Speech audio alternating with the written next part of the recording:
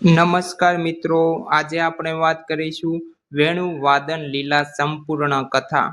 વૃંદાવનની હરિયાળી વનરાય, યમુનાજીનો કિનારો અને શરદની ચાંદની રાત એવો શાંત અને પવિત્ર સમય હતો.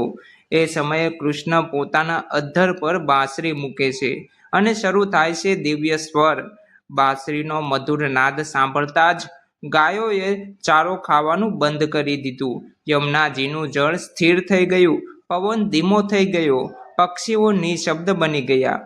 ગોપીઓ બધું કામ છોડીને બાંસરીના સ્વર તરફ દોડી આવી. તેમના હૃદયમાં માત્ર એક જ ભાવ, કૃષ્ણ પ્રેમ. વેણુવાદન માત્ર સંગીત ન હતું, તે આત્માને પરમાત્મા તરફ ખેંચતું દૈવી આહ્વાન હતું. કહેવાય છે કે કૃષ્ણની બાંસરી સંપૂર્ણ ખાલી હતી અને એટલા માટે જ ભગવાનનો સ્વર તેમાં વહેતો હતો. વેણુવાદનનો આધ્યાત્મિક અર્થ: બાંસરી, ખાલીપણું, અહંકાર વિના જીવન. કૃષ્ણનો સ્વર, દિવ્ય ચેતના. ગોપીઓ, આત્મા. સંગીત, પરમાત્માનો સંદેશ.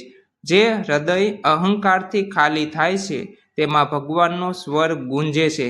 જો તમને અમારો વિડીયો ગમ્યો હોય તો અવશ્ય લાઇક, શેર, સબસ્ક્રાઈબ કરવા વિનંતી, કારણ કે તમારો સપોર્ટ જ અમને આગળ વધવાની પ્રેરણા